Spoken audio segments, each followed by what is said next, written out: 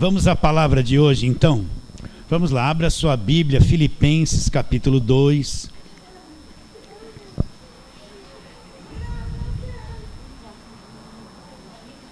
Filipenses 2, nós vamos ler versículo 5 até o versículo 11. Então preste bastante atenção no que você vai ler. São textos que nós estamos acostumados a ler muito aqui.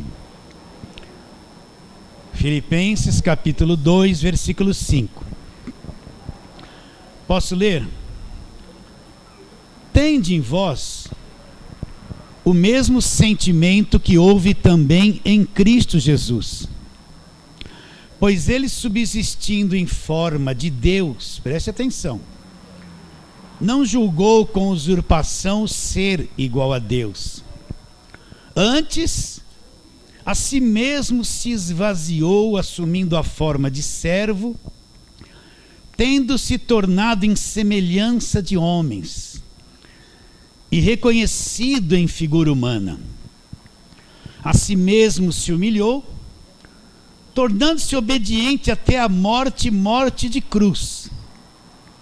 Pelo que também Deus o exaltou sobremaneira, e lhe deu o nome que está acima de todo nome, para que ao nome de Jesus se dobre todo joelho. Aonde? Nos céus, na terra e debaixo da terra. E toda língua confesse. Confesse o quê? Jesus Cristo é o Senhor, para a glória de Deus. Vamos orar. Senhor, nós te adoramos, Senhor, o único Deus verdadeiro.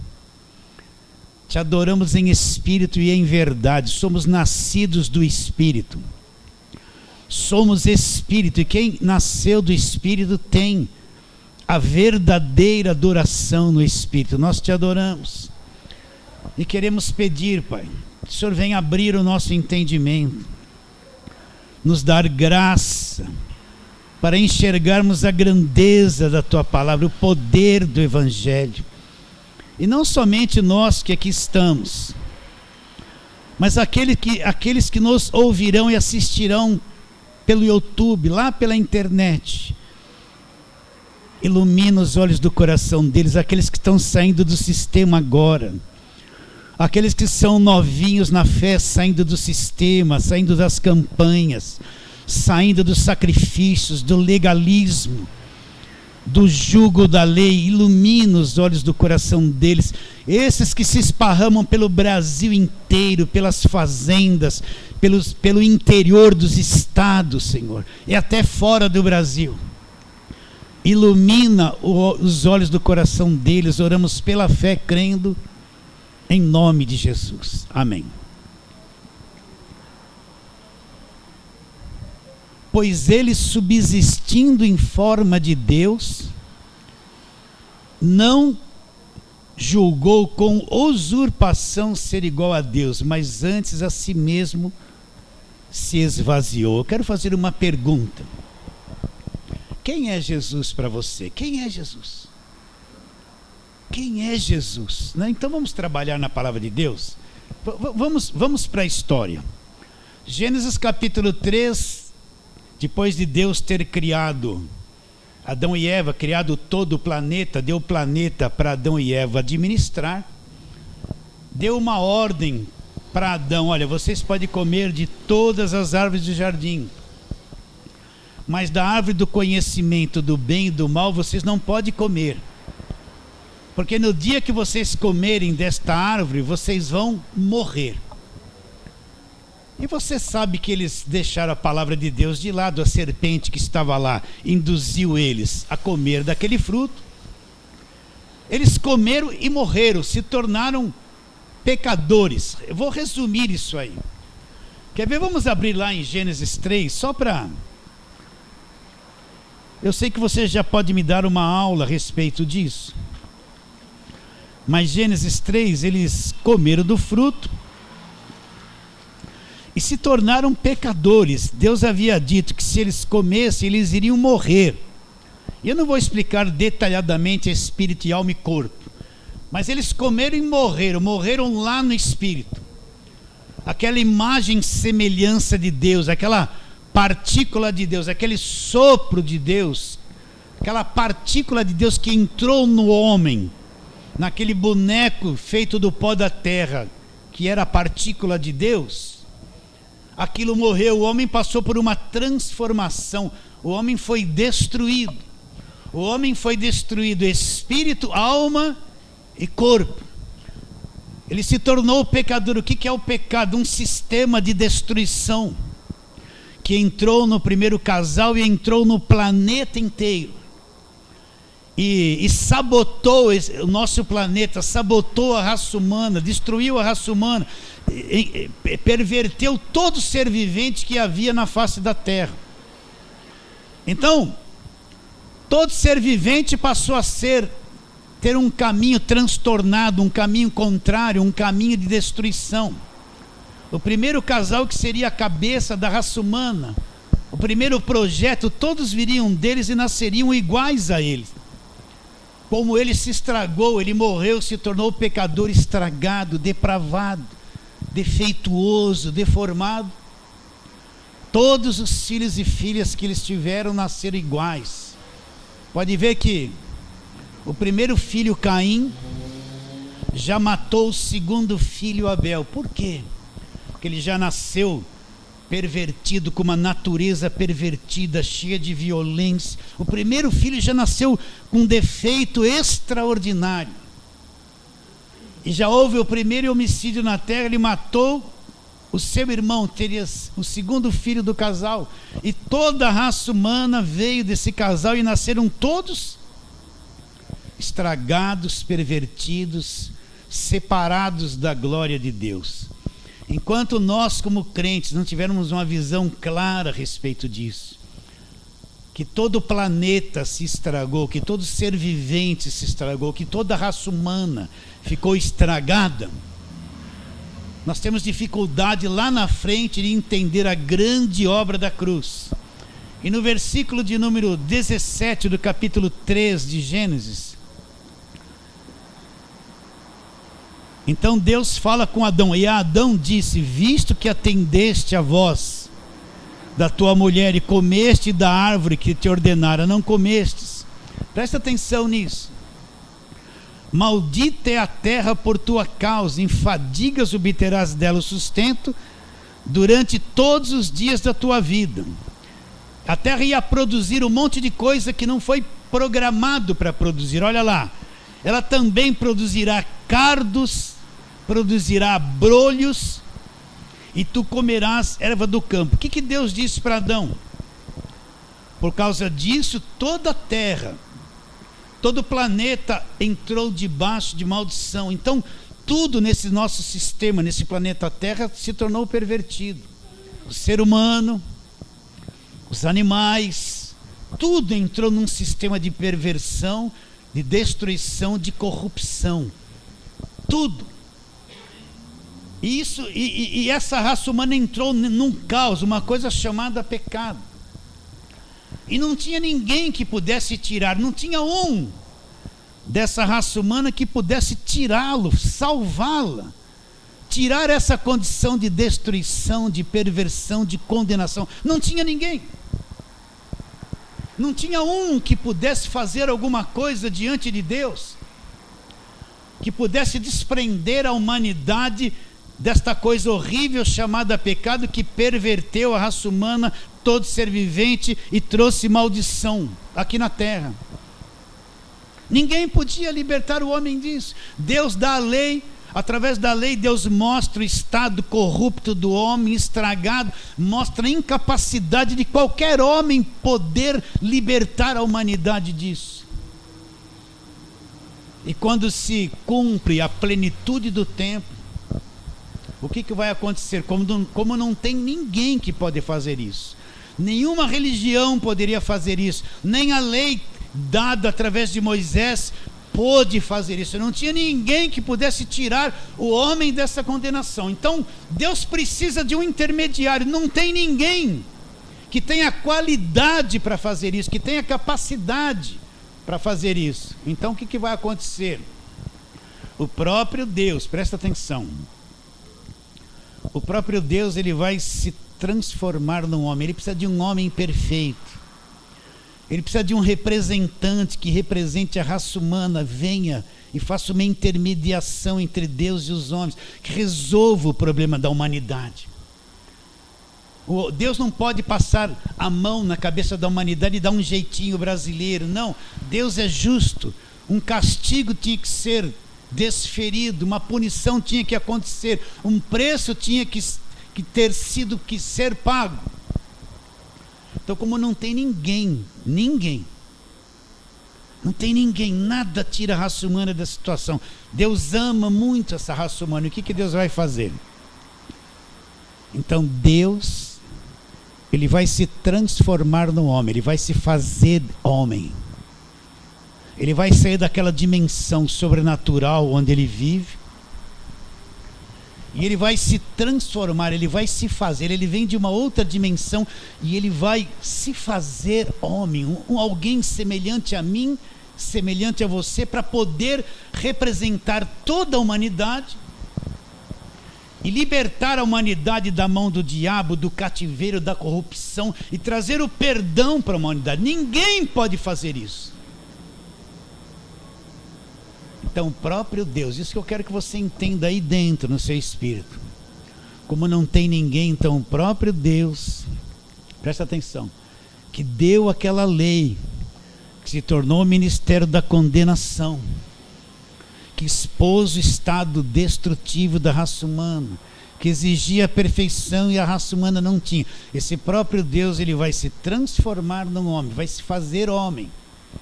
Repetindo, Ele vai sair lá da glória dEle, e Ele vai nascer aqui no nosso planeta em forma humana, perfeito para poder fazer essa ligação, poder quitar esse débito do homem e ser o mediador entre Deus e os homens.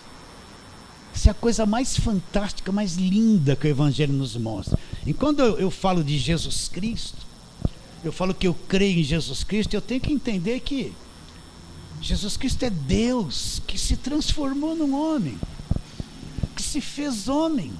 Ele estabeleceu um princípio: só poderia participar do nosso planeta quem nascesse de acordo com a natureza do planeta. Ele não poderia vir de uma outra forma, ele não poderia vir brilhante, ele não poderia vir e entrar no nosso mundo por um outro caminho.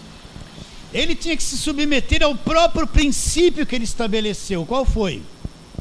Só faz parte da raça humana e desse planeta quem nascer de acordo com o princípio que eu estabeleci, aí vai fazer parte da raça humana. Então, como não tem ninguém, o próprio Deus, Ele vai se transformar num homem.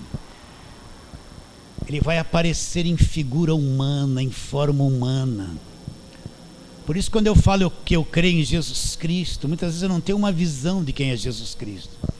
Eu vou pensar que Jesus Cristo é só um curandeiro que vai curar. Eu vou pensar que Jesus Cristo é alguém que vai resolver os meus problemas financeiros, né? Eu vou pensar que Jesus Cristo é alguém que vai me fazer casar, vai melhorar minha vida, vai me fazer coisas que eu quero. Mas às vezes eu não tenho uma visão que Jesus Cristo é o Deus encarnado, que se fez homem, que veio visitar o nosso planeta em forma de homem, um planeta que Ele mesmo fez. Ele é o único capaz de dar um jeito naquilo que aconteceu na entrada do pecado no mundo. Então, isso é fantástico. Então vamos discorrer a palavra de Deus. Já que estamos em Gênesis aí, vamos ver já logo uma palavra profética de Deus no capítulo de número 3, onde nós estamos. E no versículo 15, mas vamos ler o 14 também. Então o Senhor Deus disse à serpente: visto que fizeste isto, maldita és entre todos os animais domésticos, e o és entre todos os animais selváticos. Rastejarás sobre o teu ventre e comerás pó todos os dias da tua vida. E Deus dá uma palavra profética: porém inimizade entre ti e a mulher, entre a tua descendência e o seu descendente.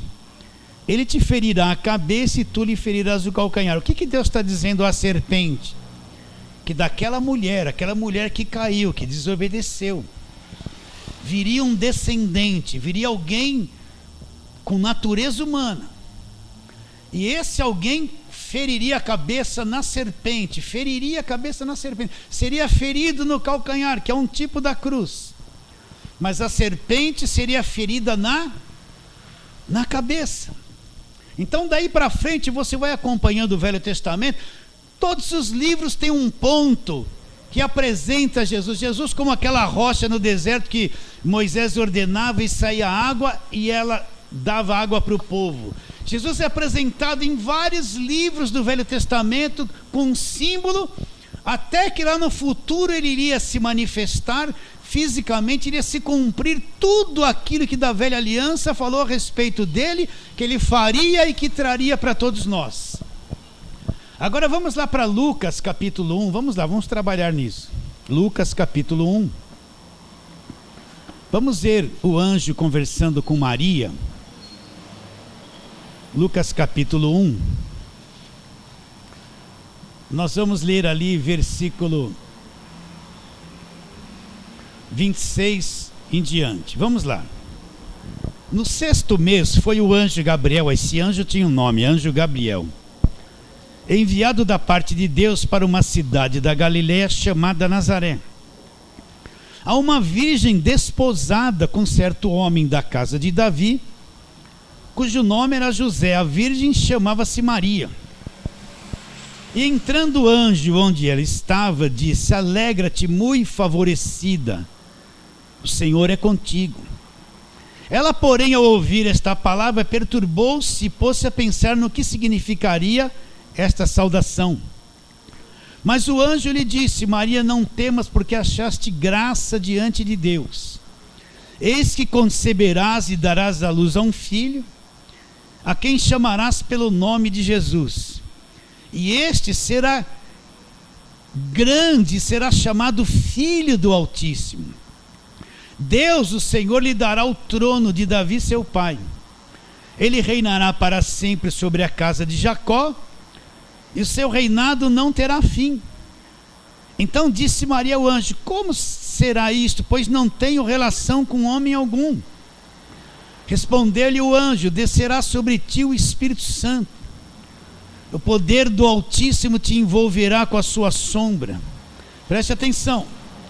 Por isso também o ente santo que há de nascer será chamado Filho de Deus. Até aí, então preste atenção. Se cumpriu a plenitude dos tempos, chegou o tempo de Deus visitar a terra, de Deus assumir um corpo humano. Então ele tem que nascer como um de nós. Então nós vimos a história, o anjo Gabriel vem, conversa com Maria e fala que ela vai dar à luz a um filho que vai ser chamado Filho do Altíssimo, Filho de Deus. Ela diz: mas como pode ser isso? Eu não conheço homem algum. E aí ele mostra uma tecnologia que nós não conhecíamos e nem conhecemos. Ele falou assim: ó, vai descer sobre você, presta atenção. O Espírito Santo, a sombra do Todo-Poderoso vai te envolver. E o ente santo que vai nascer de você será chamado Filho do Altíssimo, Filho de Deus. Como é isso? Como é isso? Ele precisava ter um corpo humano. Mas ele não podia vir de uma semente de Adão. Por quê? Porque toda a semente de Adão estava contaminada, o sangue contaminado, era pecador. Ele não podia vir de uma semente de um homem comum. Então Deus programa uma semente de Deus. Presta atenção. Nós não sabemos como ele veio e se transferiu para cá através de uma semente. Não sabemos disso. Então Deus vem e gera no ventre de Maria uma semente de Deus, para que ele pudesse ter o quê? Um corpo humano semelhante ao meu, semelhante ao seu. Ele tinha uma mãe humana, presta atenção, mas não tinha um pai humano. Entende isso ou não? Geralmente a genética da criança vem de onde? Vem do pai. Quer saber se o pai é verdadeiro? Faz um exame de DNA e o mesmo grupo sanguíneo. Presta atenção, não perca isso que eu estou te falando. O mesmo grupo sanguíneo da criança é o grupo sanguíneo do pai, não é o grupo sanguíneo da mãe. O sangue da mãe vai até uma coisa chamada placenta e leva os nutrientes ali. Dali para dentro, no cordão umbilical, não passa nada da mãe para a criança. Ela tem a própria genética sanguínea dela. O que passa para a criança são os nutrientes, não o sangue da mãe. Ora, se ele tem uma mãe natural e um pai sobrenatural, e a semente é sobrenatural, então o sangue dele não era sangue pecador. Isso que eu quero que você entenda. Isso é um trabalho que eu estou falando aqui com paciência. Então o sangue que ele tinha, se o grupo sanguíneo é o grupo sanguíneo do pai, então Jesus nasce com o sangue de Deus, sem nenhuma contaminação. Deus, na pessoa de Jesus Cristo, passou a ter sangue. Ele herda um corpo da mãe, que precisava ter um corpo semelhante ao meu, semelhante ao seu. Precisava de um ventre para ser gerado. Mas o sangue que Jesus Cristo tinha era um sangue incontaminado, que não veio de Adão. É um sangue que veio de Deus, um sangue puro, sem pecado.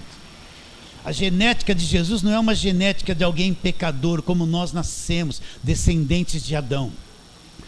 A genética de Jesus, uma genética de Deus. Então ele é Deus, homem, homem, Deus. Vocês estão entendendo ou não? Então Deus passa de lá, da glória, para a nossa dimensão, nasce em figura humana. Ele não tem essa natureza carnal caída como a nossa, pecadora, cheia de tendências. Ele nasce perfeito. A natureza física de Jesus não tinha pecado, capacitada para nunca pecar. Ele não tinha essas tendências todas que nós temos na carne. Uma carne caída, herdada de Adão, dominada pelo pecado. O sangue dele era um sangue de Deus. Deus passou a ter sangue na pessoa de Jesus Cristo. Então, quando Jesus Cristo nasce, Deus nasce no nosso planeta em forma de homem. Jesus Cristo é quem? Ele é Deus. Vocês estão captando isso no Espírito ou não? Então, quando eu falo que eu creio em Jesus Cristo, eu estou crendo em Deus. Quando eu falo que eu tenho fé nele, eu estou tendo fé em Deus. Deus se manifestou aqui no nosso planeta em forma de homem, um sangue puro, uma natureza não pecadora como a nossa. E ele vem fazer o quê? Ele vem ser representante de toda a humanidade. Ele vem cumprir a lei com o sangue dele, que é sangue de Deus, sangue puro. Ele vai estabelecer uma nova aliança, e esse corpo santo que ele tinha vai ser o corpo do sacrifício que vai cair sobre ele todo o pecado, castigo e maldição da humanidade. Está entendendo isso ou não? Então precisa ter clareza. É a coisa mais extraordinária que existe. Jesus era o ser mais extraordinário que pisou aqui nesse planeta. Ele era Deus e era homem ao mesmo tempo. 100% Deus, 100% homem. Deus conseguiu um representante que pudesse representar toda a humanidade e fazer essa intermediação e resolver o problema do pecado, resolver o problema da humanidade definitivamente no quesito do pecado. Está bem claro isso? Então vamos trabalhar na palavra de Deus? Vamos lá, vamos trabalhar na palavra de Deus. Vamos lá, João capítulo de número 1. João 1, está em Lucas, aí vamos lá para João. Olha a coisa maravilhosa. Se você está acompanhando isso, Deus revela a nós pelo seu Espírito. E vamos lá, João capítulo 1, versículos 1 e 3, depois vamos para o 10 em diante. No princípio era o Verbo, e o Verbo estava com Deus, e o Verbo era Deus. Ele estava no princípio com Deus. Presta atenção. Todas as coisas foram feitas por intermédio dele, e sem ele nada do que foi feito se fez. O que João está dizendo? No princípio era o Verbo estava com Deus, e o Verbo da vida era Deus. Todas as coisas foram feitas como? Por intermédio dele. Jesus é o Criador de todas as coisas. E sem ele, presta atenção, nada do que foi feito se fez. Versículo 10. O verbo estava no mundo, o mundo foi feito por intermédio dele. Mas o mundo não o conheceu. Veio para o que era seu. Os seus não o receberam. Mas a todos quantos o receberam, deu-lhes o poder de serem feitos filhos de Deus. A saber quem? Aqueles que acreditam no seu nome. Os quais não nasceram do sangue, presta atenção, não nasceram da vontade da carne, nem da vontade do homem, mas nasceram de onde? De Deus. 14. E o verbo se fez carne e habitou entre nós, cheio de graça e verdade, e vimos a sua glória, glória como do unigênito do Pai. Então o verbo, que é Deus, ele se fez carne, habitou entre nós, cheio de graça e verdade, e vimos a sua glória, glória como do unigênito do Pai. Então ele se fez carne e veio habitar entre nós. O verdadeiro representante, Deus homem, homem Deus, aquele que iria resolver o problema. Recapitulando, aquele que iria cumprir a própria lei que ele estabeleceu na velha aliança, mas ele vem cumprir como homem. Aquele que com seu sangue vai nos libertar da velha aliança, vai estabelecer uma nova aliança. Aquele que é capaz de tomar toda a punição da lei, toda a punição da velha aliança vai cair sobre ele, todas as maldições, e desfazê-las na cruz. Ele é inocente, mas ele vai tomar a nossa culpa, o pecado de toda a humanidade. Onde ele vai destruir tudo isso? Ele vai destruir na cruz.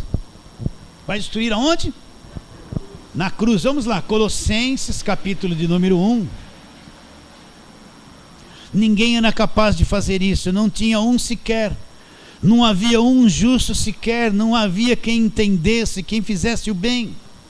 Davi não servia para isso, Moisés não servia para isso, Gideão não servia para isso, nenhum dos apóstolos servia para isso, João Batista, ninguém era qualificado para isso, mas ele era qualificado para isso. Então Colossenses capítulo 1.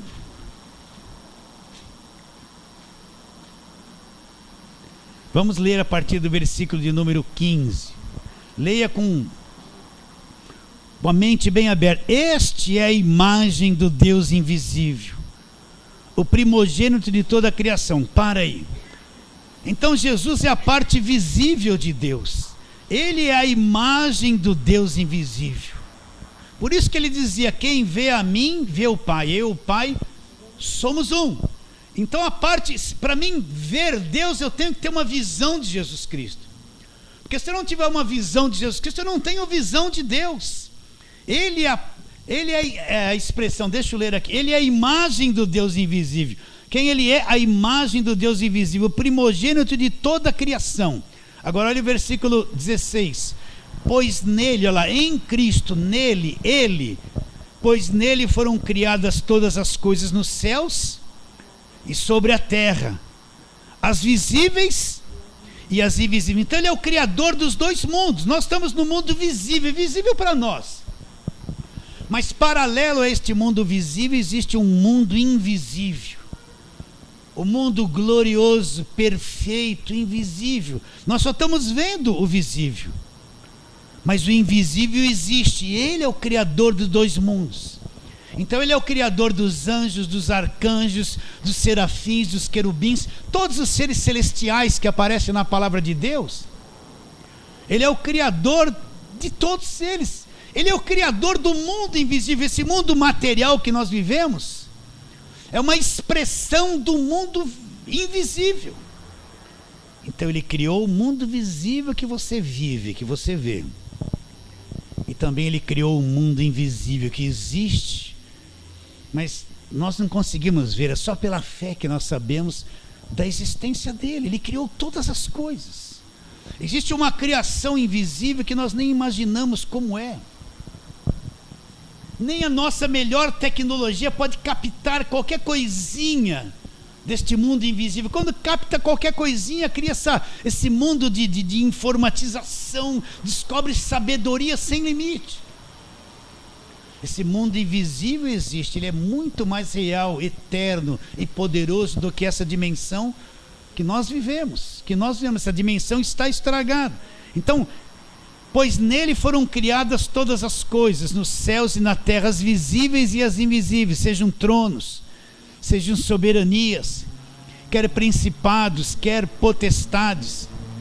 Tudo foi criado por meio dele e ele é antes de todas as coisas, e nele tudo subsiste. Tudo foi criado por meio dele, para ele, ele é antes de todas as coisas, e nele tudo subsiste. Ou seja, é ele que sustenta a existência dos dois mundos.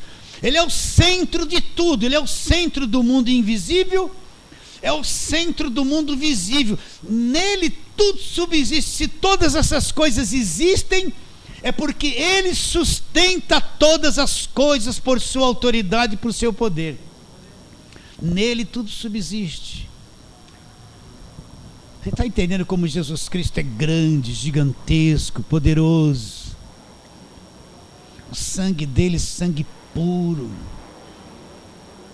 Está entendendo isso ou não? Vou ler de novo isso. Ele é a imagem do Deus invisível, primogênito de toda a criação, pois nele foram criadas todas as coisas nos céus e sobre a terra, as visíveis e as invisíveis, sejam tronos, soberanias, quer principados, quer potestades. Tudo foi criado por meio dele e para ele. Ele é antes de todas as coisas, e nele tudo subsiste. Ele é o sustentador. É ele que sustenta o nosso planeta pelo seu poder. É ele que sustenta o mundo invisível. Se o sol está lá até hoje, porque ele sustenta todo esse nosso universo. Ele é o centro de todas as coisas. Mateus capítulo de número 17. Vamos lá, Mateus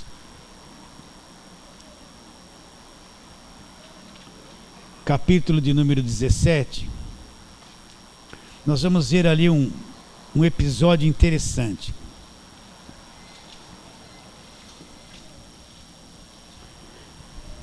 Versículo 1.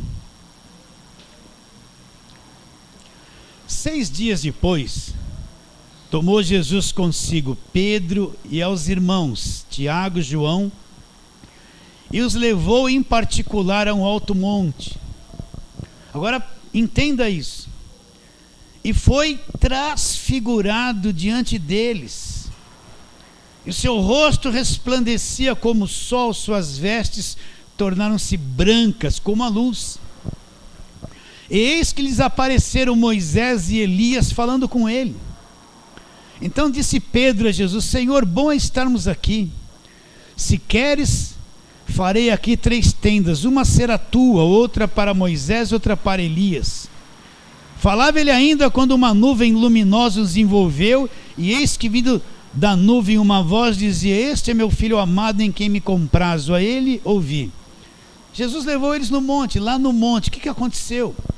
É daqui que vem toda, vamos subir no monte, né, para ver o matinho brilhar. Você sabe dessa conversa toda.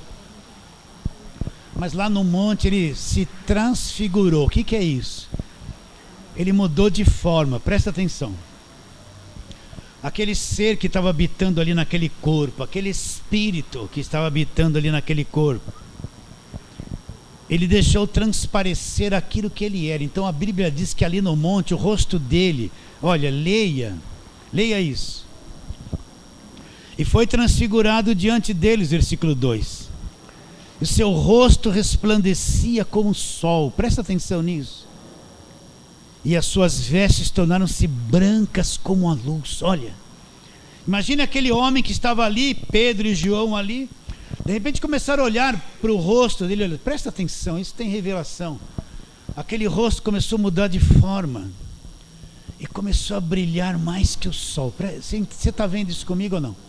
Então aquele ser que estava naquele corpo, ele deixou transparecer um pouquinho do que habitava ali.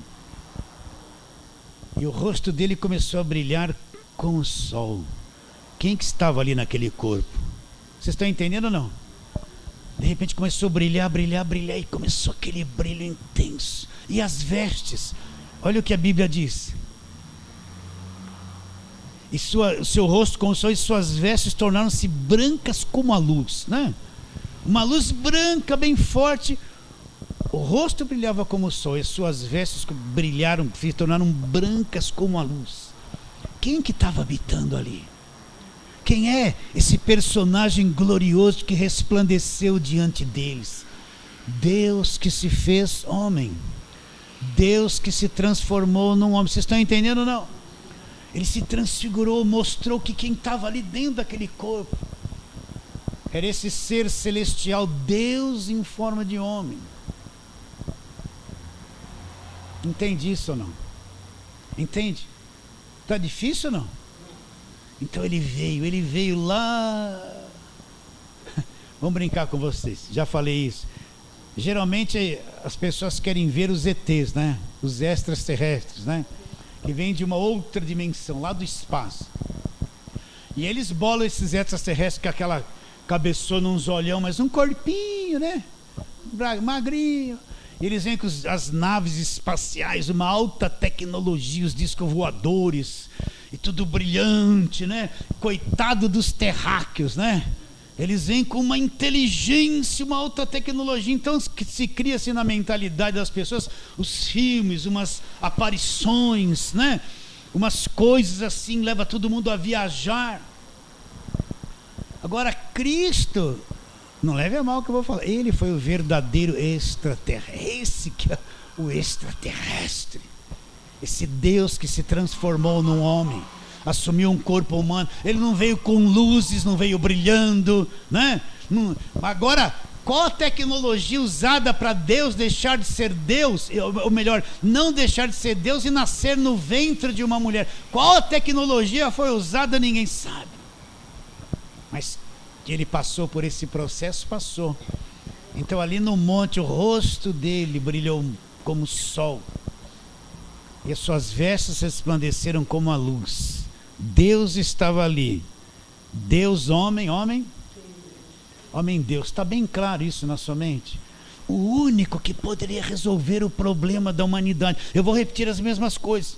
O único que poderia cumprir a própria lei que ele estabeleceu e deu lá para Moisés.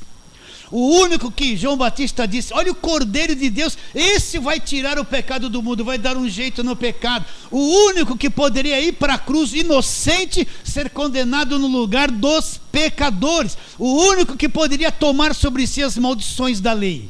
O único que poderia na cruz do Calvário despojar, cravar o escrito da dívida, despojar o diabo e aniquilá-lo ali. O único, não tinha ninguém qualificado na terra que pudesse fazer isso. Então Deus em forma de homem vem, ele é o verdadeiro representante da humanidade. Por isso que ele falava assim: Jesus, o filho do homem há de ser entregue, o filho do homem vai para a cruz. Por que ele falava filho do homem? Não é?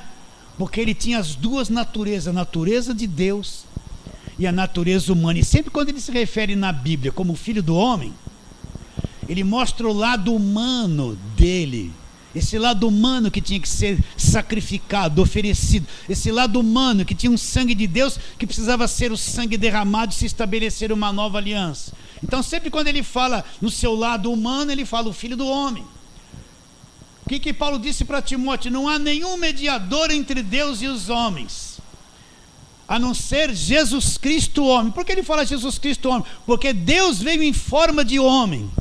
E o que foi pregado na cruz ali foi o lado humano. O que se pagou o preço ali foi o lado humano.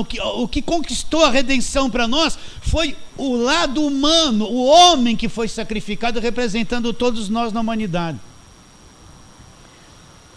Ele é maravilhoso. Crê nisso ou não? Então quando eu falo que eu creio em Jesus Cristo, presta atenção. Eu estou crendo em Deus, eu tenho a visão dele. A visão de quem ele é. Ele como homem, ele veio cumprir tudo aquilo que a lei pedia para que se fosse cumprido. Ele veio pôr um fim em tudo aquilo. Por isso que ele fala: este cálice é o cálice do Novo Testamento no meu sangue. Se começa o Novo Testamento, a nova aliança, daqui para frente tudo mudou, tudo será diferente. Ninguém mais poderia fazer isso. Continuando. Hebreus capítulo 1, vamos lá, Hebreus capítulo 1. O preço já está pago. Toda a dívida que nós tínhamos já foi quitada.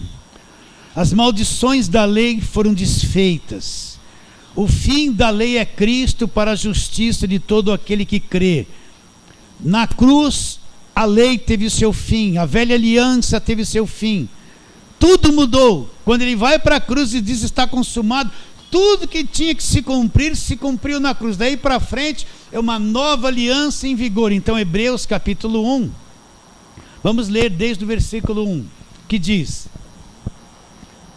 havendo Deus outrora falado muitas vezes e de muitas maneiras aos pais, como que Deus falou aos pais? Pelos profetas. Quem são esses pais? Aquela gente toda do Velho Testamento. Como que Deus falou com ele? De muitas formas e de muitas maneiras, muitas vezes. Falou aos pais. Como que Deus falou aos pais? Pelos profetas, por toda aquela gente do Velho Testamento, aquela voz dos profetas, a voz de Moisés, de Gideão, de Davi, de Sansão. Toda a voz daquela gente era para os pais, para aquele povo que estava vivendo naquela época. Essa era a voz. Deus falou com eles através dos profetas, muitas vezes. Mas e para nós? E no tempo do fim, como é que Deus fala? Nesses últimos dias, onde nós estamos vivendo. Olha que quando o escritor de Hebreus escreveu essa carta, últimos dias, ele não sabia que ia passar mais de 2000 anos, né? Nesses últimos dias, como que Deus fala conosco hoje? Ele vai falar através da voz dos profetas, daquela maneira? Não, a voz mudou. A voz para nós hoje é a voz do Filho. Tudo mudou. Nesses últimos dias nos falou por quem? Pelo Filho. Quem é esse Filho? A quem constituiu herdeiro de todas as coisas, pelo qual também fez o universo. E qual é a voz do Filho para cada um de nós? A voz do Filho é o Evangelho da graça de Deus. É esse Evangelho da graça de Deus. Essa é a voz do Filho. Essa é a voz do Filho. Deus não fala para nós mais através daqueles profetas, toda aquela forma que Deus falou na velha aliança. Lá Deus falou até através de sarça ardendo. Mas para nós, dos últimos dias, Deus fala. Como? Pelo Filho. É a voz do Filho. Continua. E quem é esse Filho? Olha o versículo de número 3. Ele que é o resplendor da glória. Presta atenção nisso. Ele que é o resplendor da glória, a expressão exata do seu ser. O que Cristo é? A pessoa fala a glória de Deus, então todo mundo imagina uma chuva de prata, né? Os pentecostais, um fogo, né? Tem um montão de imaginação. É fogo que sobe, é fogo que desce, é uma luz, né? Mas está dizendo que olha o que esse versículo diz. Ele que é o resplendor da glória, a expressão exata do ser de Deus. Então a glória de Deus é Cristo, a expressão exata do ser de Deus é Cristo. Cristo é o brilho, é o resplendor da glória. Ele que é o resplendor da glória. O brilho de Deus é Jesus Cristo. Aceita isso ou não? Ele que é o resplendor da glória, a expressão exata do seu ser. Olha lá, sustentando todas as coisas pela palavra do seu poder. Para aí. O que nós lemos em Colossenses e em João? Que ele é o criador de todas as coisas. E lá no começo, como que ele criou o universo? Haja luz, dando ordem, e a palavra ia e materializava a luz. Ele criou todo o nosso planeta pelo poder da sua palavra. Criou ou não criou? E ele ordenou o que acontecesse com a semente? Que elas se multiplicassem. Pega um feijão, põe lá no algodão e joga no chão. Ele vai, até hoje tem que obedecer a palavra do seu poder. O planeta, ainda que deteriorado, até hoje obedece a palavra do seu poder. Lá na frente lá no passado ele deu uma ordem para a criação, e até hoje a criação obedece. Você joga a semente, ela tem que obedecer. Ela vai se frutificar e vai se multiplicar. Vai ou não vai? Né? E haja luz e houve luz. O sol está aí até hoje. E não se acaba. Quando você nasceu, era milhares e milhares de anos que esse sol e essa luz existia. Pois eles estão sustentados até hoje através do quê? Pela palavra do seu poder. Presta atenção, ele sustenta todas as coisas. pela palavra do seu poder. Então nada vai mudar se ele não autorizar. Presta atenção, você que tem medo de futuro, medo disso, medo daquilo. Até os fios de cabelo da tua cabeça estão contados. Você acredita nisso ou não? Então a gente vê um sintoma no mundo financeiro, político, um monte de coisa acontecendo, mas não tenha medo de nada, porque só vai mudar e alterar alguma coisa se ele mudar a palavra do seu poder. Se ele não mudar, não muda nada. Ele sustenta todas as coisas pela palavra do seu poder. Então o sol está brilhando e obedecendo há milhares e milhares de anos. Está chovendo há milhares e milhares de anos. A terra está produzindo, ainda que o homem está estragando tudo isso, mas a palavra sustenta e a coisa vem, e nada é alterado. Ninguém tem poder para alterar a palavra de Deus. Por isso que a gente fala, Deus está no controle de todas as coisas. Aconteceu isso de ruim, aconteceu aquilo. Não se aquete o seu coração com nada. Deus está no controle de todas as coisas, está ou não está? Pastor, me deu maior dor de barriga. Mas para mim também dá. E sabe o que eu fiz ontem? Eu comi demais ontem. Pastor, foi um demônio da glutonaria. Não foi eu mesmo. Eu fui o demônio. Posso brincar para descontrair? Eu comi 2 pedaços de lasanha. Comi um monte de batata frita. Haja barriga para isso. Por isso que eu estou assim numa igreja. Eu comi, giló frito. Você gosta de giló frito? Comi quiabo frito. Eu fui vendo aquilo, enchi a lata. Daqui a pouco foi assim, pelo amor de Deus. Eu tomei uma água mineral com gás, para quê? Aquele gás começou.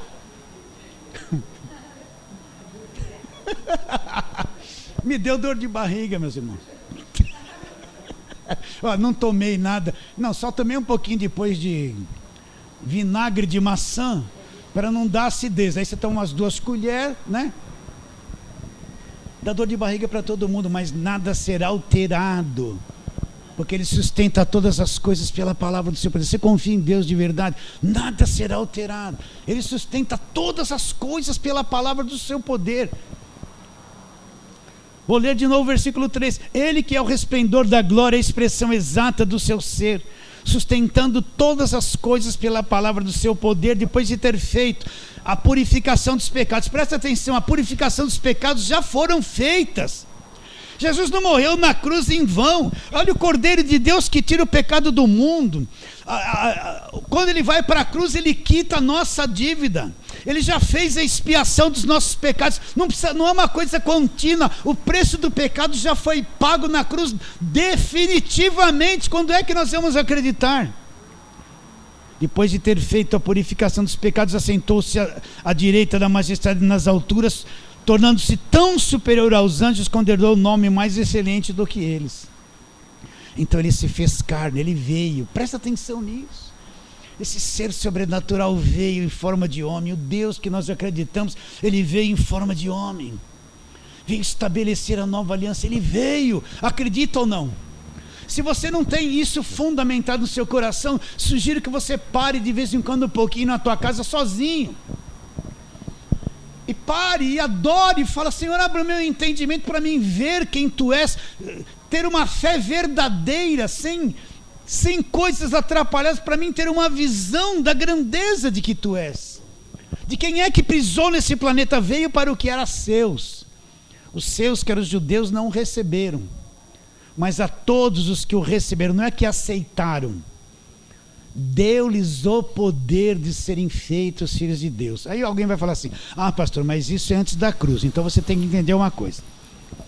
Mateus, Marcos, Lucas e João, já expliquei isso 1000 vezes. Onde começa o Evangelho? O Evangelho começa depois da cruz. Está bem claro isso? Mas muitas coisas que Jesus falou antes da cruz, elas ultrapassam a cruz. Muitas coisas que Ele falou antes da cruz, do judaísmo, tudo aquilo se cumpriu, acabou. Mas muitas coisas que Ele declarou vão além da cruz, porque Ele ainda continua sendo o caminho. Continua ou não continua? Como é que eu vou entender o Evangelho se eu não creio nele? Como é que eu vou me chegar a Deus se eu não creio nele? Então ainda Ele é o caminho. Mas ele falou isso antes da cruz, isso não acabou, ultrapassa a cruz. Ele disse: eu sou a porta. Quem entrar por mim entrará, sairá e achará passagem. Ele falou isso aonde? Antes da cruz. Mas isso não tem nada a ver com o judaísmo, que ele estava cumprindo a lei. Ele continua sendo a porta, porque quando eu creio nele de verdade, eu passo pela porta. Tem um monte de gente passando pela porta, entrando no evangelho da graça agora.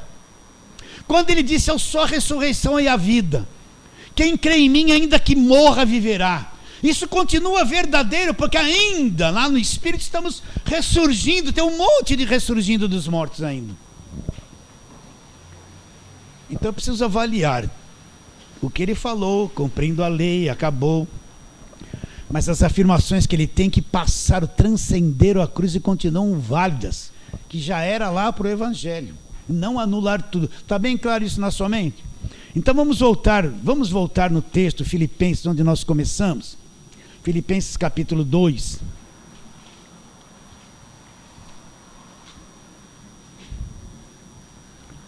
Filipenses capítulo 2, 5 em diante. Olha o que ele diz.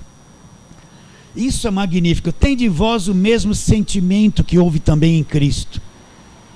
Em Cristo Jesus, que ele existindo, subsistindo em forma de Deus, não julgou com usurpação ser igual a Deus. Antes, olha lá, se esvaziou. Nós não entendemos o que ele teve que deixar lá para assumir a forma humana e nascer semelhante a mim, semelhante a você. Antes a si mesmo se esvaziou, assumindo a forma de servo, tornando-se em semelhança de homens, reconhecido em figura humana.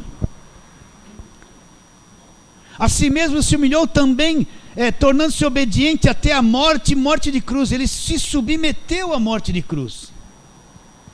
Pelo que também Deus o exaltou sobremaneira e lhe deu o nome que está acima de todo nome. Para quê?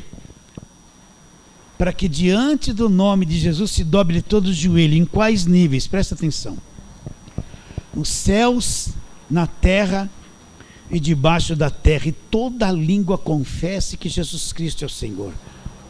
Então ele foi exaltado por tudo isso. Ele voltou na posição que ele era e recebeu o nome que está acima de todo nome, para que diante do nome de Jesus se dobre todo o joelho. Aonde? Tudo lá no céu tem que se dobrar diante dele, tudo na terra tem que se dobrar diante dele, tudo debaixo da terra tem que se dobrar diante dele. Toda língua confesse o quê? Jesus Cristo é o Senhor. Então imagine eu e você que cremos, que entendemos isso e temos fé firmada nisso, quando falamos assim: em nome de Jesus Cristo. Imagine, em volta pode permanecer tudo como está, mas essa fé nesse nome transcende o espaço. O universo reconhece quando um filho de Deus invoca o nome do Senhor Jesus Cristo. Você acredita nisso ou não? Quando você crê e invoca esse nome que está acima de todo o nome. O que é invocar? Como se você chamasse para dentro, em nome de Jesus, com fé. Todo o universo tem que reconhecer, porque sabe, todo joelho tem que se dobrar nos céus, na terra e debaixo da terra. Concluindo, então, tudo, presta atenção, tudo que entrou por Adão, as maldições, a condenação, o pecado, o domínio do diabo sobre o planeta, toda essa desgraça que entrou por Adão, ele veio, tomou sobre ele tudo isso, foi para a cruz do Calvário, e ali no Calvário ele aniquilou tudo que veio de Adão.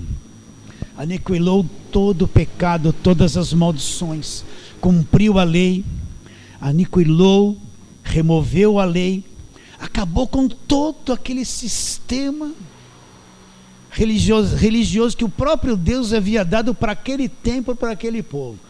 Ele fez tudo isso e acabou com tudo isso na cruz. Por que ele foi capaz de fazer isso? Porque ele era Deus, homem, Deus. E com aquele sangue que ele derramou lá em Hebreus, diz o quê? Que foi aberto um novo e vivo caminho. Com aquele sangue que ele derramou na cruz, o que Paulo fala em Atos 20? Nos comprou com seu próprio sangue. Nós somos dele para sempre. Você foi comprado pelo sangue dele. Você é dele para sempre. E nenhum mal te toca. Acredita nisso ou não? Quando é que vamos acreditar nisso?